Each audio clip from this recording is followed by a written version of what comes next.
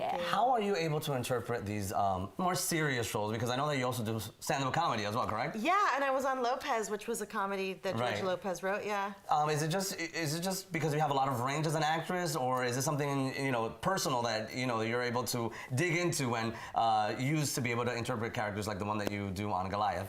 That's a great question. I without sounding narcissistic. No, not at all. I think that there's range involved. I had a really tough childhood. Okay. And so I have the range of that.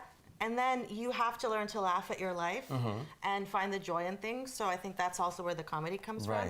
I interpret both characters the same. Like I figure out what their wants and needs and desires and dreams and hopes are.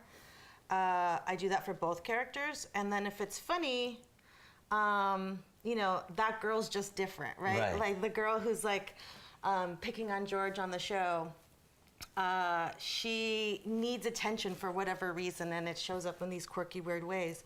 Whereas Elena is like fighting for the life of children that grew up in rough neighborhoods similar to the one that I grew up in, and she doesn't have time to laugh because she's on a mission. Yeah. And that's what separates the characters for me. You've talked about, you just mentioned like a rough upbringing, and I read in an interview that where you're from, there was some sort of issue with like the pharmaceuticals. There was some sort of epidemic going on. Well, like they call things like an opiate epidemic. In Cleveland, when I was growing up as a kid, there was a lot of just cocaine and alcoholism. Oh, no. Like it was a huge epidemic at the time, and both my parents were subject to that. So I grew up in an environment where I kind of had to like piece parenting together on my own often, right? Yeah, does that answer? No, that's it. No, I mean, I'm glad that you were open about that. I don't want to be a downer. No, but you know what? There's something about you that even when you're talking about something tough, like it's you have something positive that comes through.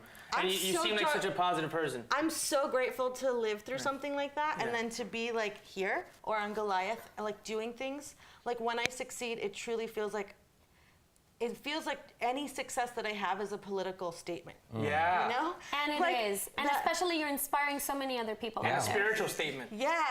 And that makes me it makes me so grateful I shake a little. You know what I mean? Because, just real quick, because people see, like, look at you, on TV, like on the screen, and then there's image of you and your character and your roles. But then the fact that we get to know that other part of you, where you actually come from, what builds all these characters, because you need to have a lot of baggage to be able to portray this or that character. Out of the bags. Obviously. And then you play with your imagination with the material that you have. But this is really what builds you as a person. So we appreciate it and honor it. And I'm sure people out there do too. Just thank you. FYI. Thank you. Growing up in Cleveland, was there a big, you're Puerto Rican, yes, right? yes. Was there a big Puerto Rican community, or were you kind of on there's your a own? huge Puerto Rican community. So back in the day, everything used to be made in Ohio. Right. Okay. Like if you turn something over, everything's at Ohio. Wow. And so... Not China. Yeah, exactly. So like in the 80s, and also a lot of things were made in Detroit, but a lot of stuff was made in Ohio. And so Puerto Ricans who lived in New York and didn't have access to college or good education, like there's a whole lineage of stuff that goes behind that. You could get a job with a high school degree at a factory in college and make like $17 an hour, which was great in the 80s. And now it's about the same, like like it hasn't raised. Like that's still what people are getting paid, like, within a margin of error. So a lot of people came from Puerto Rico to Ohio, from Puerto Rico to New York to Ohio, to get good jobs and raise their families. I hope we have an affiliate over there so we can watch I think us. we do. I think we do, Aaron Cleveland. At what point did you realize that performing was something that you wanted to do with your life? Okay, so I was a weird little ham as a kid. Like, I think it was sort of like a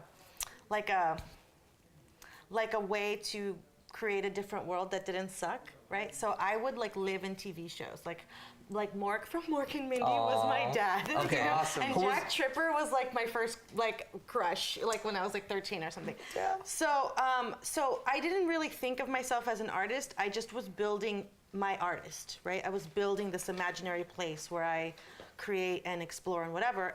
But thinking of doing this ever wasn't something that I could do. So I joined the military, and when I got out of the military, when it was time to get out of the military, I was just like, maybe I'll just take maybe I'm just gonna bet on myself. Right. Like maybe I deserve to do that once in my life. I've never seen anyone do it. I love Maybe this. I can. Maybe people will see me do it. Maybe I'll change the trajectory of my family's lives. And so it was like, F it. Like I'm just gonna go to LA. I'm gonna try, and it worked. You're not only I seeing am it on so like your, proud of you. I just want to hug you all the time. And you're Easy saving girl. listen, you know what? You're healing making us generations proud. of pain Yes. on your lifetime. I hope so. Hell yeah. And now you're here in the zoo. Yes, I'm a zoo. Thank you for coming, by Living the way. in the moment. Awesome. Thank Nice you to meet so you guys. much. We'll probably have you again here She's gonna be crying on the way home. in the future. So no, thank you for being here.